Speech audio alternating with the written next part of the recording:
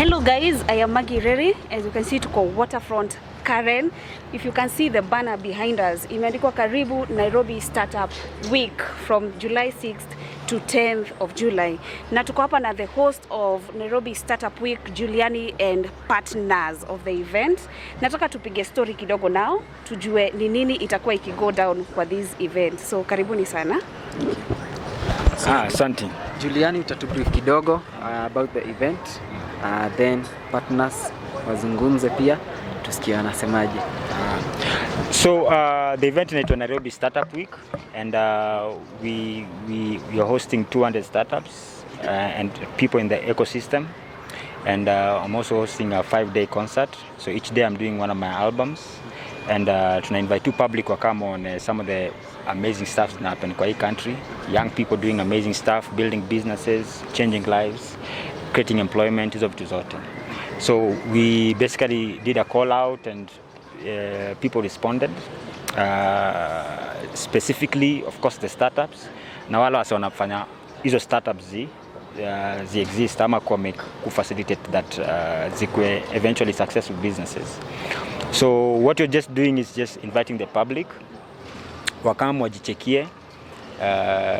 Wasa sikuwa wanaongea siasa peke yake kwa inchi na pombe na sijui nani amepigwa ngumi ziwapi, but more of substantial stuff that's na movie country every day. So maybe a quick fact, maybe utanini the startup industry ili 2022 sahi so far wameingiza $400 plus million on funding zimekamiki just from startups peke yake, unaona. So hiyo ni kitu substantial, si ndio? So hizo ni fact tunafaa kuongea kuhusu. Biashara zina grow, na hii ina indicate exactly what being a Kenyan means, because team yetu ni the Kenyan in me, where wase wakiokonoma they create their own solutions. They don't just wait for people to come and save them. They go out. Ni kama nyinyi hapa hivi, you're young, you go out of probably mulikosanga job kwa media house mkamuacha mcreate your own juu barriers za nyinyi kuingia kwa media house zilikuwa mob, si ndio? And then you decided to do something about it, and you created your own businesses, si ndio? So nyinyi startups. So watukaa nyinyi sio tech peke yake, watukaa nyinyi mna shape, literally new shape conversation ya country every day through topics, trending topics na zile ma interview mnadu. So watukaa nyinyi is the people we were trying to at least inchi to recognize, na pia si tujicelebrate wenyewe that we actually contributing kwa a country. So tumekona a few friends wamesema immediately they heard about the thing wali to join, and of course tukaanza kuniambia kabla waongee there's particularly, so there's different things, activities happening. Kuna showcase where different startups, different people in the ecosystem wana host conversations. Kuna exhibition where startups wanaeka tents nini wasawa wana Kenya wanadu. Kuna concerts which ile mimi ndafanya, and then kuna the village which other artists, comedians will do. So each day kuna maybe DJ, another day kuna comedian, another day kuna nini. Now of course kuna side events. So ka partner wetu hapa Startinex, how they'll do another event at Nairobi Garage kuanzia Monday. Now wanafanya the core vitu za blockchain, vitu za investment, funding, hizo vitu kai hizo. So si tunafanya the cultural side, wanafanya the of course the technical and the heavy stuff. And then of course kuna partner wetu hapo hivi Susu hiyo jina ikai ya maloya, unaona inaka. So what they do is that basically they are coming to support the startups, legal training. Hata nyinyi hapa mnafaa kama actually mfanywe legal training on how to register company, what does it take, na wanaifanya for free. So pia nyinyi mnafaa kama muone venye kwanza wasaidia ku figure out your business and the of course the legal side of your business. So that's anything you feel like adding? Yeah, venye Juliani amesema, I think labda jitambulisha. Oh, okay. Ni mimi ndo najulikana mzee. Naitwa Innocent, na run company inaitwa Juliani'S. Venye Juliani amesema, I think 1.3 million Kenya shillings is raised every day in Kenya by startups, by businesses. I think last week was the latest, $40 million by one company, and that means kuna space, kuna gap but then kuna pesa. Na hiyo pesa sijui if it's accounted for, if it's controlled, there's so many issues around that. But then pia hii pesa ikikuja inaenda wapi? Pesa ikikuja inatumikaje? Are these startups growing? Are they scaling? Kuna employment and there's all that. So what we want to do is to make sure that tumefika level yenye US iko. Kuna Uber, sijui Google, Facebook. Tunasemanga we want to be like China in 10 years, but we forget that in 10 years China won't be the way it is. It will be like China in another 10 years. So we might never catch up. So this has to happen for us to catch up. But then pia a lot of young people wanaogopa hizi events, wanasema ni complex, blockchain, NFT, cyber security, DeFi. Lakini tusipofanya tutapata kampuni za nje zitakuja zitafanya, alafu sisi tutakimbia Twitter tuseme ati watu wanachukua kazi zetu. Ni sisi tumewalao kuchukua kazi zetu, so we have to step in, bring the fun part of it, music, while teaching at the same time. Let's see what Kenyans are doing, because Kenyans are very creative. At the very core of it, what makes us unique is how creative we are, how innovative we are. And if money is coming in, we have to also provide a way for it to come in. So yeah, that's the goal of the event. We will be supporting Juliani at Waterfront, but the event will start on Monday. So it's a startup week, so Monday to Sunday. It ends on Monday, Nairobi Garage, Tuesday Nairobi Garage, then the other 3 days itakuwa nusu Nairobi Garage, then afternoon tunakuja muziki Waterfront, then Saturday and Sunday tutakuwa hapa full day, and then tumalize wiki hivyo. Hopefully a unicorn will come out of it. Yeah. Is it your first time to host such an event au labda na kama sio mara ya kwanza, labda tutarajia itakuwa inafanyika mara kwa mara? Starting Ev tumefanya startup weekends, so Friday to Sunday. I think we've done 8 of them.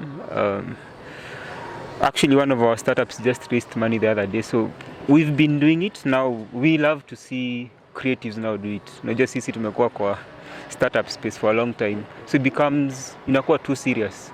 So you see mtakuja mtasikia blockchain, sijui NFT, sijui DeFi, but now when you see guys like Juliani now step into it, and inakuwa accessible to everyone. Mtu anaweza ogopa kukuja event akiona starting Ev, but mtu akiona Juliani probably atakuwa curious kujua nini ina happen. Also inafanya inakuwa easier because at the end of the day, hata nifunze aje kuhusu NFTs ni za musicians, artists, creatives, so lazima pia wakuwe included, and the only way it can happen is if the artists we have locally are also able to jump onto the conversation. I'm sure it's coming back. It's not the first one, it's not the last one. I know in November there will be a startup weekend Africa, so more are coming. Yes, more are coming. In this business, how is it working with a star, Juliani, kwa sababu star msanii mkubwa na ni legend as well? How is it working with him? Of course it makes things easier. He's able to knock doors we probably can't knock, but at the end of the day, it makes it accessible to more people. At the end of the day, he has a bigger following, so he's able to reach watu wa huko chini. I mean, mimi mwenyewe na struggle kuongea sheng, but yeye anaichapa full time, so it becomes inaacha kuwa a thing for the learned, inakuwa a thing for everyone, and I think that's the best thing about it. You're able to get everyone on one table. Hebu tusikie Gender balance. Yeah. Hata si gender balance. Wacha ina sound mbaya kusema hivyo. Kama ni lazima jikozi ni mwanamke. No, because they are really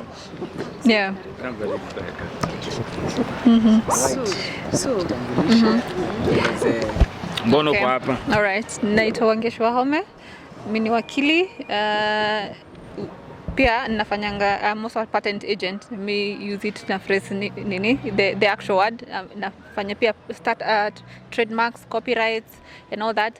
Ikikuja ni even on the music side and all that, there's so much copyright inaendelea, tunafanya hivyo, but also for kwa tech there's so much trademarks, patents and all that. So I work kwa law firm inaitwa Sisule and Associates. We are fully fledged law firm. Tuna offer business solutions, business restructuring solutions, and we also do even patents and other things beyond that at litigation. The reason tumekuja kwa hii event ni when actually the person alini invite kwa ni Innocent came akaniambia we have a startup week. We were also looking at doing something. We've been doing legal clinics at Nairobi Garage, so through that partnership we decided as soon as aliniambia there's an event, this is the value. I went back to my seniors, we came on board, we knew for sure kuna gap. There's so much gap in every startup. When you're setting up, lazima decide which vehicle of choice are you using. Are you registering it as a company, as a business, as a partnership? Ni liabilities gani unajiwekelea, whether it's tax obligations and all that. But also like your journey. Nasemanga, having a lawyer in your structure ni kaa kukuwa na skeleton kwa mwili. Unahitaji from the very beginning, right? Si ile wakati wenye there's an emergency, in which case most times unaendanga kwa lawyer kufirefight.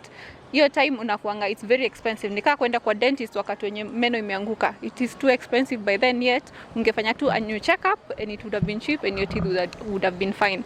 So most of the time people don't realize the need for law very early on, and so we've decided we need to come to a level that people can reach us.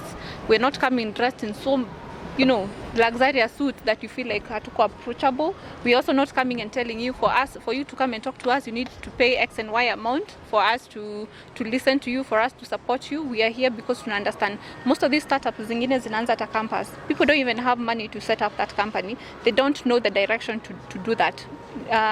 You find that X and Y wame decide ni marafiki wako in the same room, let's set up something.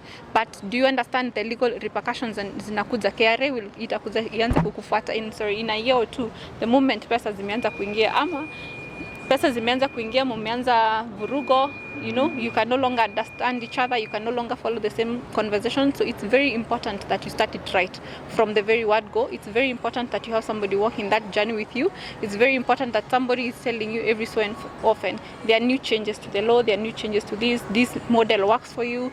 And sometimes unaanzanga kampuni as a startup thinking that it won't go too far, and then before you know it, in 5-10 years that startup is bigger than what you thought. It's now bigger, it needs to be acquired, you need to think of financing, restructuring, pitch decks and all that. So we're coming into that space to enable businesses, to enable startups, to enable people who haven't even registered it. It doesn't mean that because you're a startup the moment you come and register. No, even at the point of thinking, okay, I'm thinking of a product, I'm thinking of business models, we have that conversation, we have that journey with you, we give you the right tools, we more or less guide you through that, and then in case you need further expertise, we'll direct you to the right people. If you need assistance in tax, in HR, that's something we can do, we'll direct you. So that's why we're here. I have a question to Juliani. I would like to know why you decided to choose this place, or rather why aungeweka place ingine like Nakuru, Mombasa, but you decided to choose this place in Nairobi ama huko. And also to add on that question, Juliani ni msee wa mtaa, lakini ukiangalia place ameweka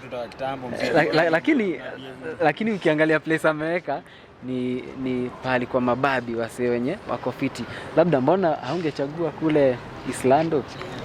No, I think moja squeezy it has nothing. Mimi ni Mkenya, unaona, huwezi niambia mimi mso Islando. Unaget? Kwani mso Islando hawezi build biashara, mso huko hawezi build biashara. But the most important thing for me ni you work with people who are willing to work with you.